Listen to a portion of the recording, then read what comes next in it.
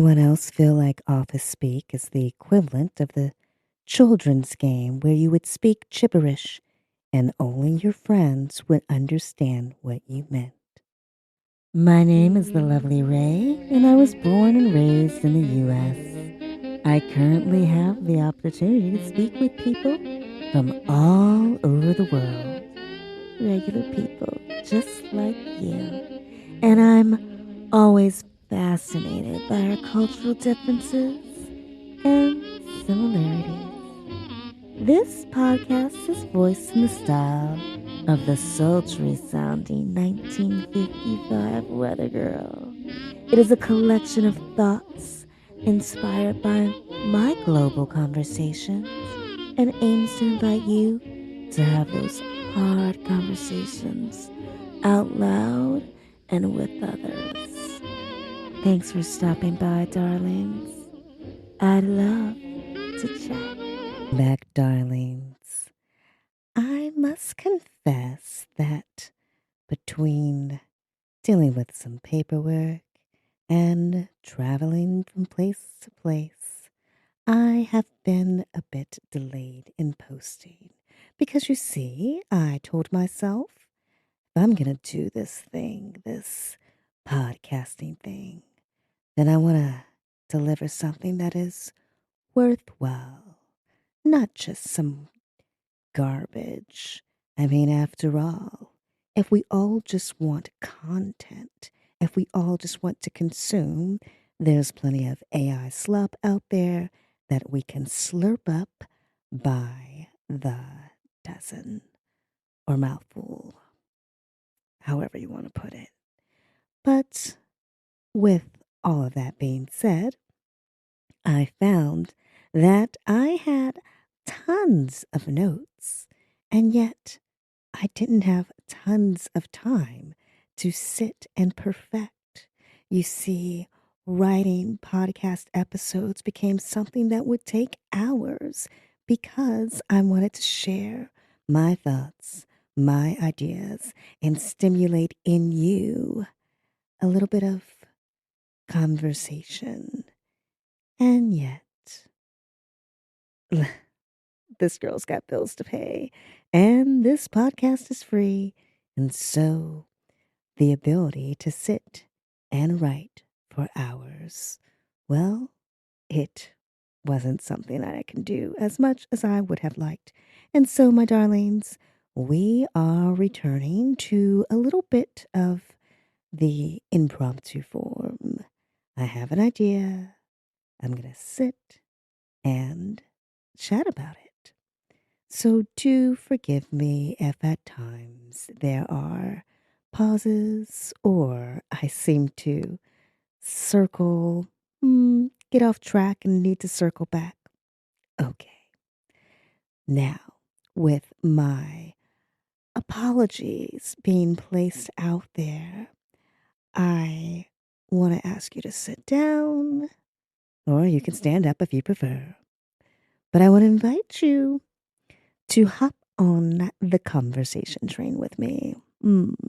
Let's do it, baby. So, earlier today, I was having a conversation with a gentleman, and I was going over some vocabulary that was supposed to be business vocabulary. And I noticed that the vocabulary that I was introducing were phrases such as, how does that land with you? Let's get down to business. And I thought, good God, what the fuck are we? Airplanes? How does that land with you? And then when I looked at the AI generated summary of what that person did well and what they could work on, it all sounded like gobbledygook, in my opinion.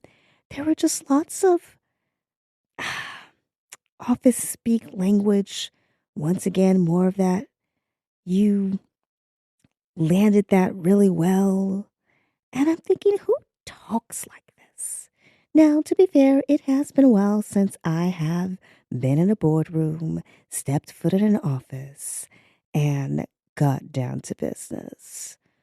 But for fuck's sake, I am very tired of sitting in mentoring sessions with young individuals and hearing the moderators of these events use phrases like piggyback and um, let's all do some roses and thorns.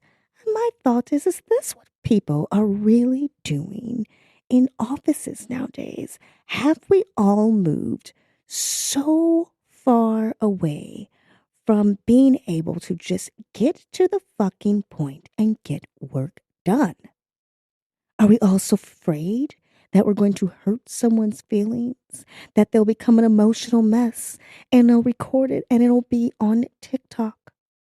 That our businesses will be inundated with nasty comments and emails.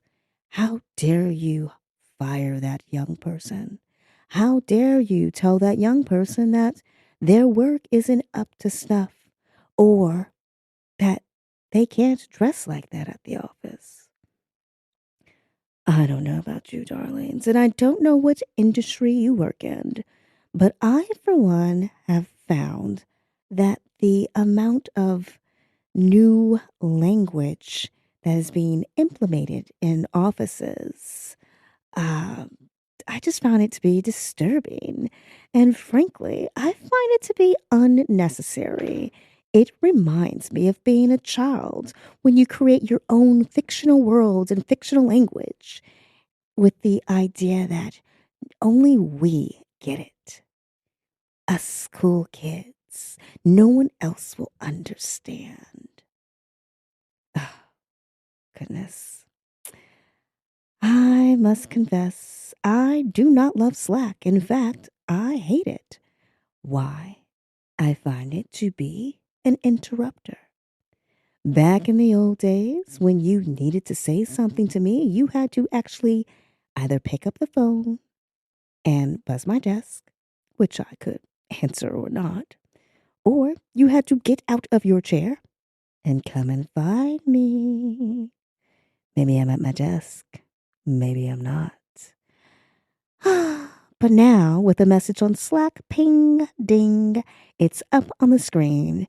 And so, the same way I'd have to fight in order to not pay attention to the notifications on my phone, I now have to try to avoid the notifications coming through on Slack. I received an invitation to join a Slack group the other day, and I thought this could be beneficial. There might be some small tidbits on changes within the platform that could really benefit me. And they are inviting me for a reason. This isn't being sent out to everyone. And yet, I must confess, I declined the invitation. Why? Because I also envisioned a bunch of shit that just interrupts my day. And I'm a busy girl, baby.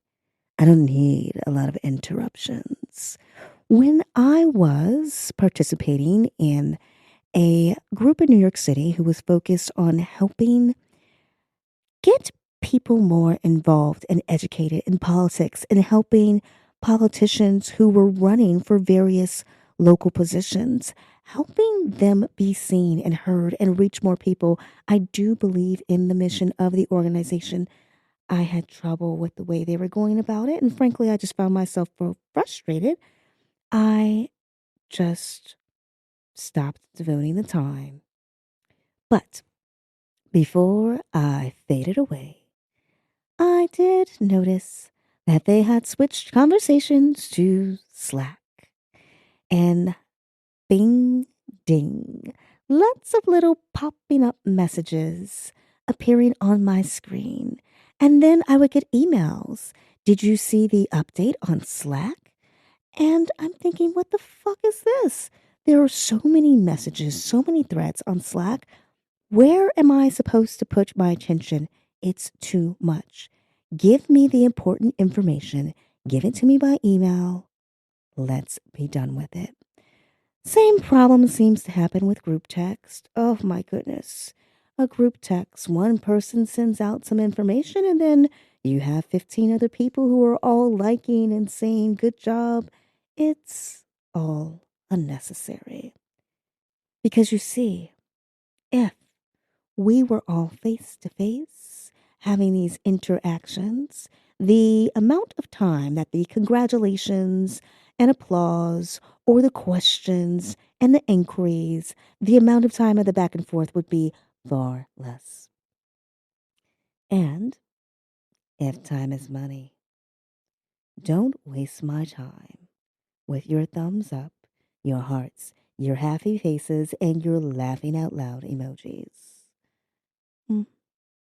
Now, I don't know if emojis are even something that can be implemented in Slack, but I have to say, the week or more that I was subscribed to this Slack feed, I found it so disruptive.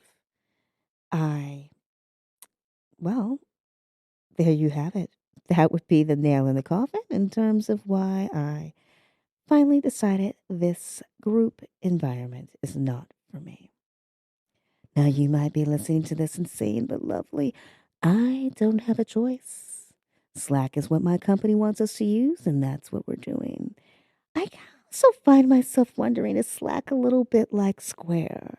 I remember, wasn't that long ago, what, some 6 to 8 years ago, maybe 8 to 10 years ago at this point, when Square had the tip feature built into all of the checkout uh, pages, and we're offering tablets to pretty much any size business.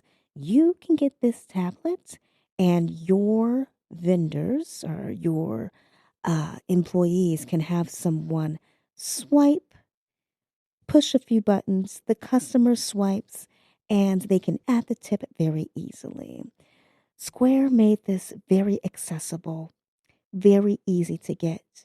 And as a result, we, as the consumers, found ourselves inundated with several small businesses asking us to tip on everything. And I don't know about you, baby, but I did not really want to tip the person who simply rang me up for my coffee, but I had to go pour the coffee myself. And I just didn't want a tip for someone taking the donut and placing it in a bag. Oh, if it's an establishment where I'm literally pulling food that's prepackaged off the shelf, placing it on a tray, and then going up to a human asking them to ring me up, do I really have to tip on that? Now, you might be saying, well, lovely. There are so many establishments now that use self checkout, you aren't being asked to tip as much. And yet, when I do find myself seeking a little human interaction, I actually enjoy talking to baristas and other people who work in establishments in which they are being asked to take my money. I like having a face with a heartbeat and finding out about them and their day. And I want them to feel that they are noticed and they are more than just someone completing a transaction. There's no secret language between us. Or perhaps there is the language of human understanding.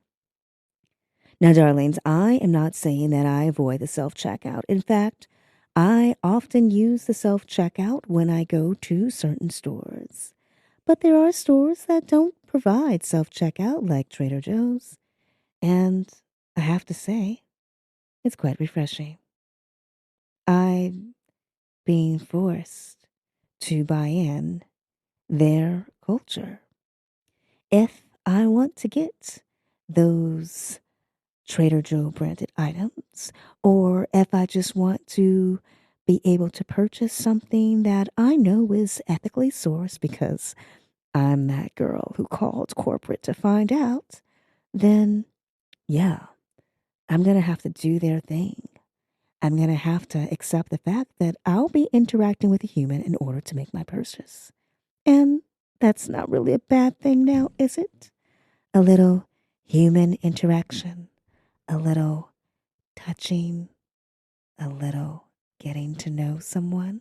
Speaking of touching, I am not physically molesting my um, checkout personnel at the grocery store, but I do like to think that the emotional touch, the mental touch is something that is transferred, is something that is there.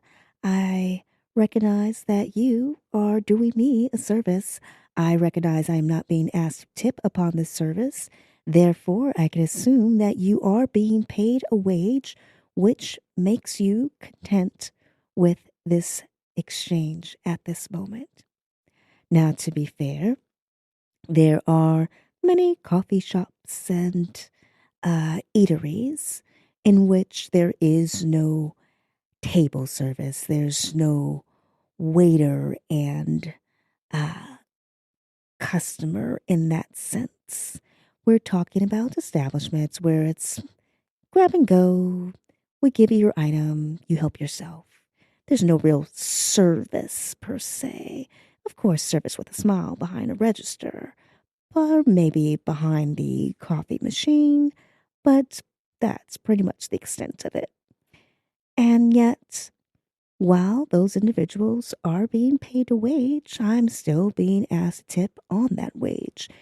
Okay, so let me state up front that I did spend time as a waitress and as a bartender, no surprise there. And I've never complained about being tipped as a bartender or tipping a bartender, to be fair. However, is it because those are situations in which the tipping process has been built in for so long? Or is it because those particular industries, it is understood that those individuals are being paid a lower rate than someone who would, say, be making coffee as a barista or tending the counter at a bakery. And so, in order to survive, those individuals rely on tips. Hmm, I do wonder.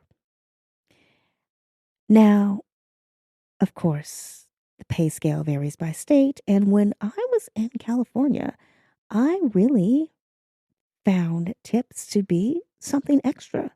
I was paid at least minimum wage in order to do table service, and I was pleased with the extra money that came from providing excellent service through tips. And the excellent service was something that was over a period of time. I'm checking in on you. Now, to be fair, that bartender also checks in. How are you doing? Do you need another drink? So I can see the service there. But when it comes to the barista, to the bakery shop, mm, you put the item in the bag, you made the coffee. No one's coming and asking me, do I need another muffin? How about another cookie? Want another cappuccino? Mm, it's just not there. And so I think I've solved for myself why I have such a problem with tipping in those establishments and not in the restaurant establishment. Now, to be fair, prior to Square pushing their little devices on all of these small businesses, I did choose to tip certain coffee shop personnel, but my tip might be my extra change, my 50 cents or a dollar, into a jar or bucket because I recognize that they were doing a work that they may or may not particularly enjoy, but I appreciated the conversation and the smile. And that, for me, was service. Fast forward in 2026. I, for one, can say that when I go into a little eatery in New York City, it's hard to find true service nowadays. Service with a smile, rare. A lot of times it is next, and they're ringing you up while talking to someone else. their friend that's next to them, or looking at their phone.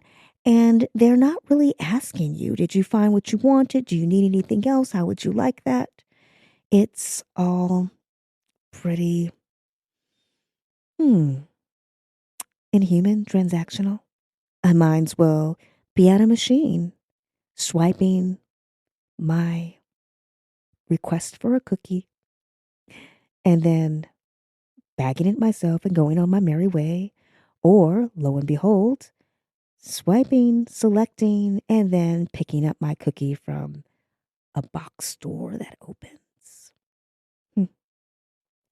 Yes, you see, there are many places in which getting service from a machine is the norm, it's expected, and the quality is amazing. I wonder if in Japan people are being asked to tip the machine that makes their smoothie. I highly doubt it. Yes, but I digress. The expectation that I, as a consumer, participate in the process of tipping just about everyone for any and every little thing, that determines whether or not I am a good person and worthy of their time. This, my friends, this is really not any different than being cool enough for that corporate speak. Mm, yes. Once again, someone is pushing something on me. So I do wonder, was there a television show in which everyone dropped phrases like, let's put a pin in it? We're going to circle back to that shortly. Why don't we go ahead and pivot to another topic? Hey, everybody, I realize this is low hanging fruit, but I just want to make sure that we move the needle forward and keep this all going.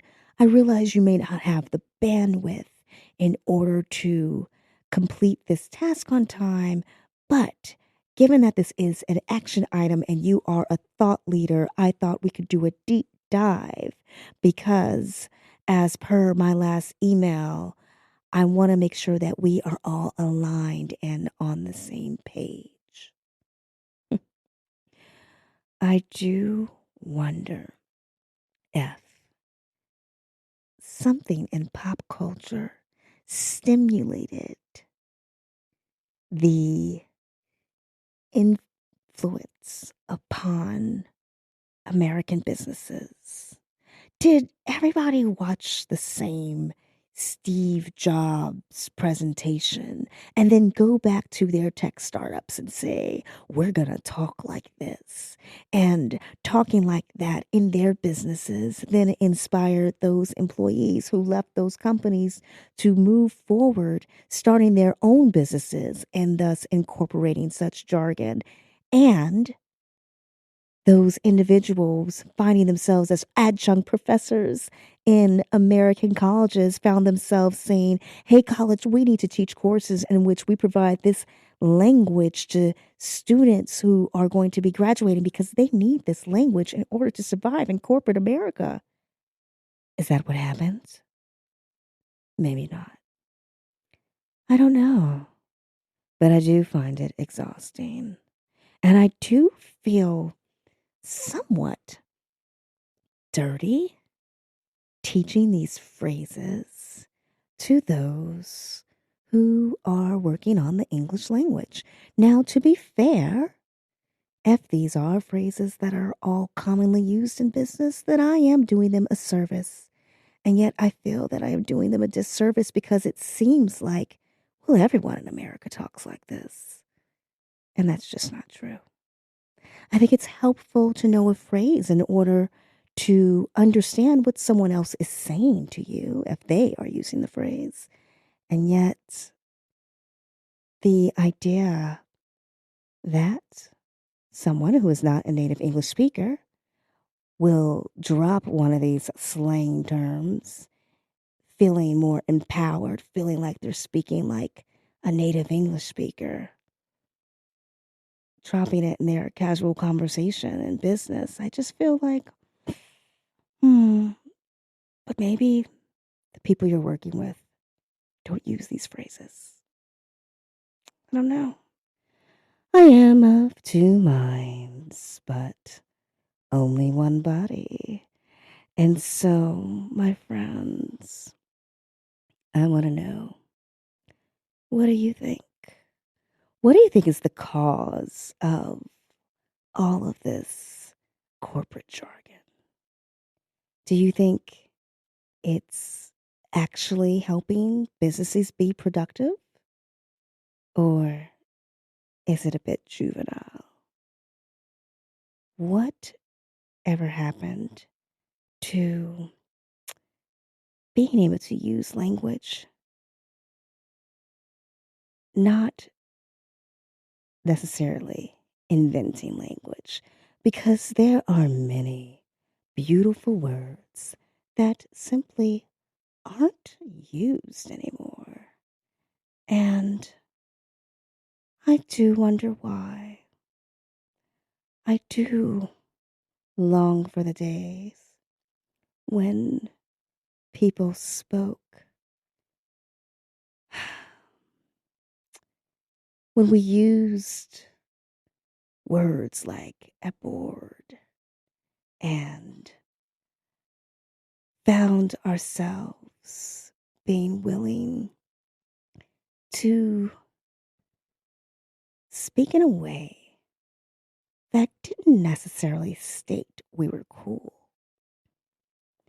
but did show that we had an understanding of the English language and perhaps some sort of education, possibly a collegiate education, or at least experience in reading books. Hmm. At least with words that stem from some sort of learned experience, whether it be collegiate or from books, the scope in which one could find others who speak the same language, who know those same words, was or is quite broad. One could have a conversation with someone from a different industry and still understand each other because you both have a similar experience of being familiar with the language, whether through books or through education.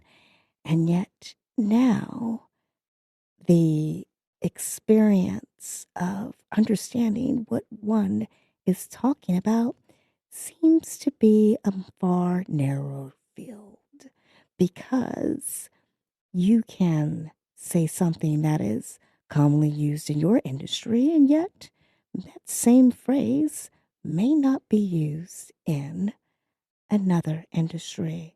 And God forbid you want to change careers and enter into a different industry.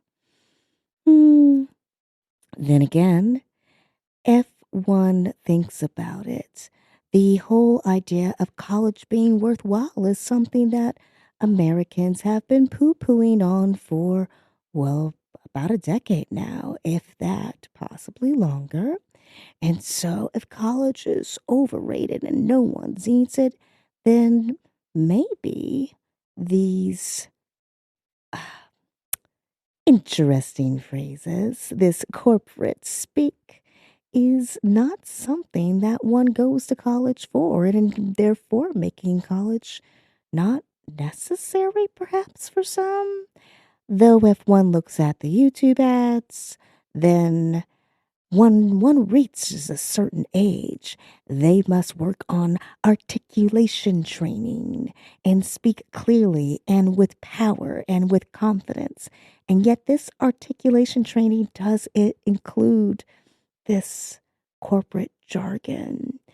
And of course, when one reaches a certain age, they must ensure that they are not obsolete and use AI in order to learn the necessary corporate jargon. Oh, it is all so exhausting, my darling. Hmm.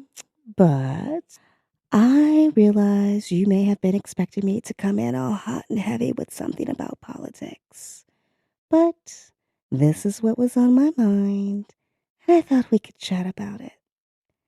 And so I encourage you, have a little conversation with someone you know or someone you want to get to know and ask them what's something that is said in their daily work life that is unrelated to their actual industry and yet is slung around quite frequently.